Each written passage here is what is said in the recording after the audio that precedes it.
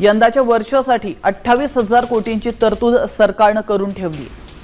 मुख्यमंत्री माझी लाडकी बहीण योजनेला आता 2 वर्ष पूर्ण झाली आहेत। लाभार्थ्यांच्या खात्यामध्ये जूनचा हप्ता जमा होणार आहे। लाडकी बहीण योजनेमधून 80 लाख नव्हे तर 92 लाख लाभार्थी वगळल्याचं समोर आलंय। ई-केवायसी न करणं, उत्पन्नाची मर्यादा आणि जास्त वयामुळे लाभार्थ्यांना वगळण्यात आलेलं आहे। आणि लाडक्या बहिणींना कोणत्या कारणानं या योजनेमधून वगळलेलं आहे, ग्राफिक्सच्या माध्यमातून जाणून घेऊयात। तर 55 लाख महिलांकडून मुदतीत ई-केवायसी पूर्ण नाही, त्यामुळे लाडक्या बहिणी अपात्र ठरलेल्या आहेत। त्याचबरोबर 12 लाख महिलांचं वार्षिक कौटुंबिक उत्पन्न मर्यादेपेक्षा जास्त आहे। 4.5 लाखांहून अधिक महिलांचं वय 65 वर्षांपेक्षा जास्त आहे। 12 लाख लाभार्थ्यांचं उत्पन्न 2.5 लाखांपेक्षा जास्त आहे, त्या आयकर भरणाऱ्या आहेत। 5 लाख महिला आधीच नमो शेतकरी योजनेच्या लाभार्थी आहेत। 14,000 पुरुष लाभार्थी देखील आहेत आणि या कारणांमुळे लाडक्या बहिणींची संख्या ही कमी झालेली आहे। साधारणपणे 2025च्या ऑगस्टमध्ये आपण ई-केवायसीची प्रक्रिया सुरू केली आणि त्या ई-केवायसीच्या प्रक्रियेमध्ये आपण 6 महिन्याची मुदत, पहिल्या कालावधीमध्ये 1 महिना, नंतर आणखी विनंती आली, आणखीन 2 महिने, त्याच्यानंतर आणखीन 2 महिने आणि मग शेवटचा डिसेंबर 31 पर्यंत आपण ई-केवायसीची मुदत दिली होती।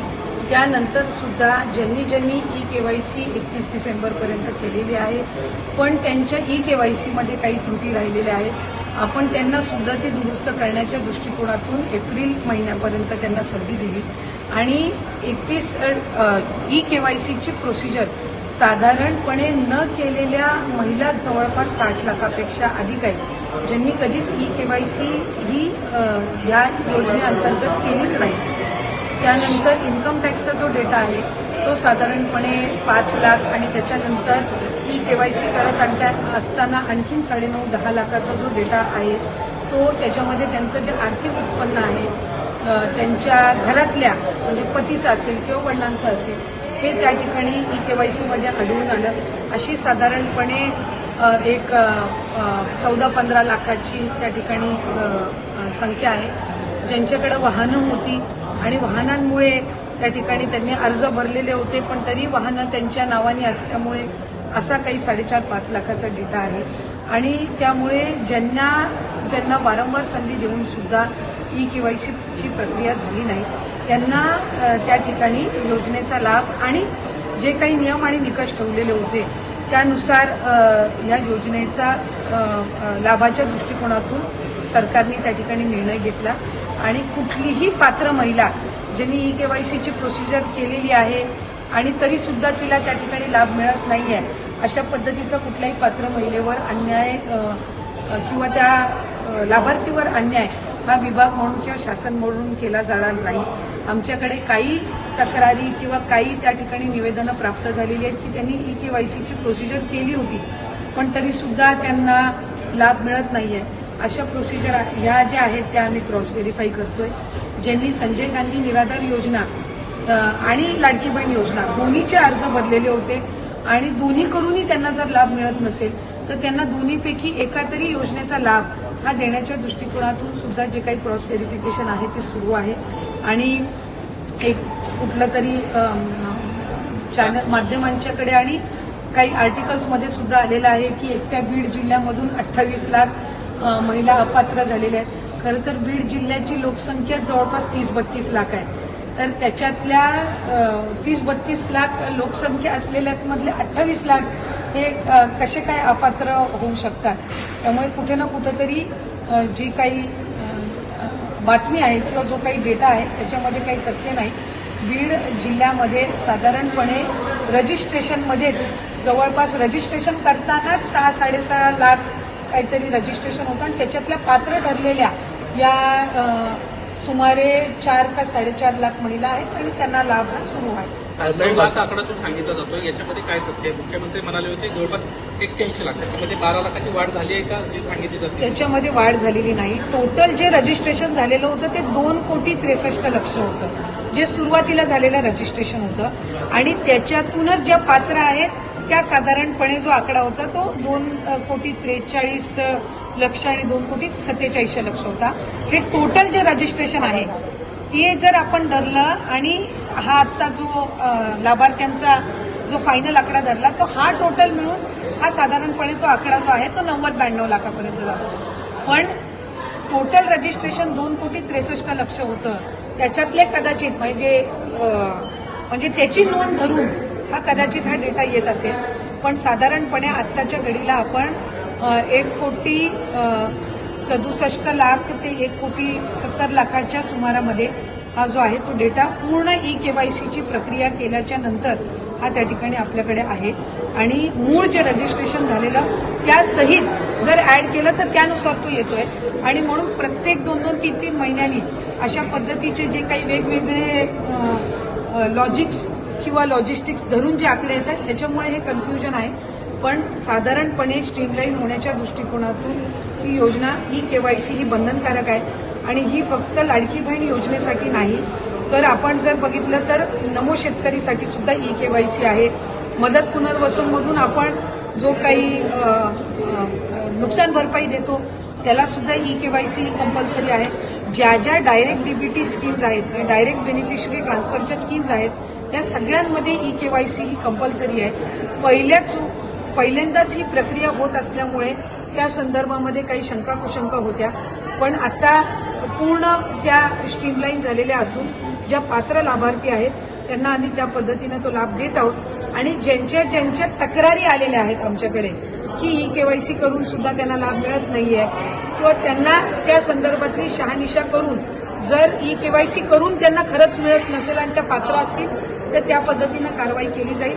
पण केवायसी करून सुद्धा जर या दुसऱ्या म्हणजे समजा त्यांची वाहनं असेल किंवा इन्कम टॅक्सच्या याच्यामध्ये ते बसत नसतील किंवा दुसऱ्या कुठल्या स्कीममध्ये ते कुठला लाभ घेत असतील आणि त्या कारणाने असेल तर स्वाभाविकरित्या त्यांना त्या ज्या दुसऱ्या स्कीमचा लाभ सुरू जाईल. पण लाडकी बहीणचा त्यांना त्या पद्धतीनं तो लाभ काही पुढे कंटिन्यू होणार. आतापर्यंत किती रक्कम जी आहे ती महिलांना गेलेली आहे एक्झॅक्ट आकडा किती आहे ज्या पात्र होत आहे आतापर्यंत?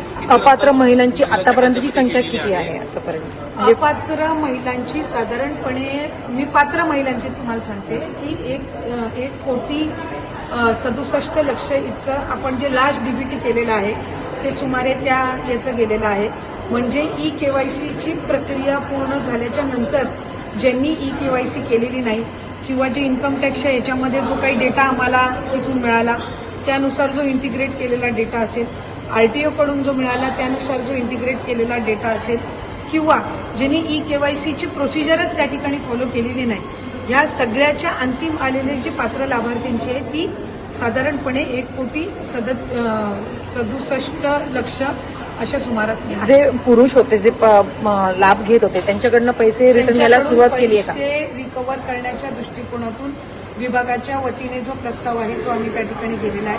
जे शासकीय कर्मचारी होते त्यांच्या संदर्भातली जी प्रक्रिया आहे ती साधारणपणे 8-10 महिन्यापूर्वीपासूनच सुरू झालेली आहे आणि ती मूळ फायनान्शियल ट्रेजरीमध्ये जी त्यांनी एक सेपरेट त्याच्यामध्ये अकाउंट करून दिलेली आहे ती त्याच्यामध्ये जमा होत असते. ती विभागाकडे परत जमा होत नसते.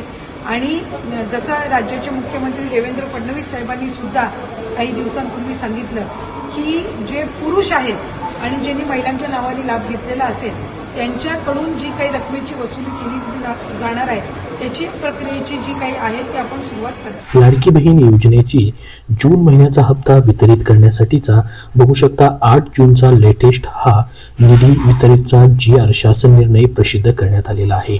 जर या GR मध्ये आपण बघितलं तर मुख्यमंत्री माझी लाडकी बहीण योजनेसाठी जून महिन्याचा तुमचा जो हप्ता आहे तो देण्यासाठी निधीला मंजुरी देण्यात आलेली आहे. बघा वित्त विभागाने या ठिकाणी हा निधी जो आहे तो मंजूर केलेला आहे. त्याच्यामुळे लाडक्या बहिणींनो, तुम्ही जून महिन्याच्या हप्त्याची वाट पाहत होता का? तर पाहत असाल तर कमेंट बॉक्समध्ये हो म्हणून नक्की सांगा. आणि तुमचा मे महिन्याचा मागचा हप्ता भेटला की नाही तेही सांगा. तर आता तुमचा जून महिन्याचा हप्ता भेटण्यास अडचण येणार नाही. आणि हा जो GR आहे या ठिकाणी जर आपण बघितलं, प्रत्येक वेळेस या ठिकाणी त्या महिन्यामध्ये पैसे न भेटता पुढच्या महिन्यात पैसे भेटतात आणि पुढच्या महिन्यामध्ये GR या ठिकाणी जवळपास 10 ते 15 तारखेपर्यंत या ठिकाणी प्रसिद्ध होत असतो. मात्र यावेळेस लवकरच 2-3 दिवस अगोदरच हा GR प्रसिद्ध झालेला आहे. कारण की यावेळेस तुम्हाला लाडकी बहीण योजनेचा जून महिन्याचा हप्ता येणाऱ्या 8 दिवसामध्ये भेटण्याची शक्यता असू शकते. त्याच्याबद्दलची महत्त्वाची बातमी पुढे आलेली आहे, ती देखील आपण बघणार आहोत.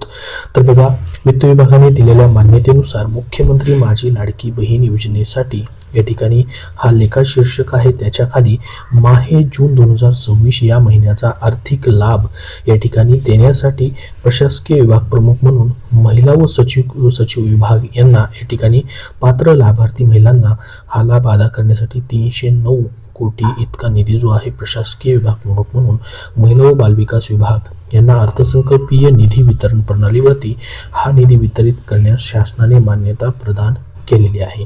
तर हा निधी जो आहे आता महिला आणि बालविकास विभागाकडं सामाजिक न्याय व विशेष सहाय्य विभागाकडनं वितरित केला जाणार आहे. आणि त्यानुसार लाडक्या बहिणींना जून महिन्याचा लाभ देण्यासाठी जवळपास 309.54 कोटी इतका निधी प्रशासकीय विभाग प्रमुख म्हणून त्यांच्याकडे वितरित केला जाणार आहे. आणि आता याच्यानंतर तुमची पूर्ण टेक्निकल प्रोसेस पूर्ण झाल्यानंतर लाडक्या बहिणींना टप्प्याटप्प्याने हे पैसे जे आहेत जून महिन्याचे जमा केले जाऊ शकतात. तर पाहू शकता, हा 8 जून 2026 महाराष्ट्र शासन सामाजिक न्याय विशेष सहाय्य विभागाने हा GR जो आहे तो प्रसिद्ध केलेला आहे. तर या GR मध्ये महत्त्वाची माहिती देखील दिलेली आहे की सद्यस्थितीत नोंदणी झालेल्या लाभार्थी महिलांची छाननी करून पात्र लाभार्थी महिलांना लाभ या ठिकाणी देण्यात येत असल्याची खात्री करण्याची जबाबदारी महिला व बालविकास विभागाची राहील असं त्यांनी सांगितलेलं आहे. तर पात्र लाडक्या बहिणींनाच हा निधी जो आहे तो वितरित केला जावा, त्याची छाननी करून या ठिकाणी हा निधी जो आहे तो दिला जावा असं सांगण्यात आलेलं आहे. तर त्यानुसार बघा, आता पुढे महत्त्वाची न्यूज आलेली होती, म्हणजे लाडक्या बहिणींच्या खात्यावरती मग पुढच्या आठवड्यामध्ये हे 1500 रुपये येणार असल्याची अपडेट समोर आलेली आहे.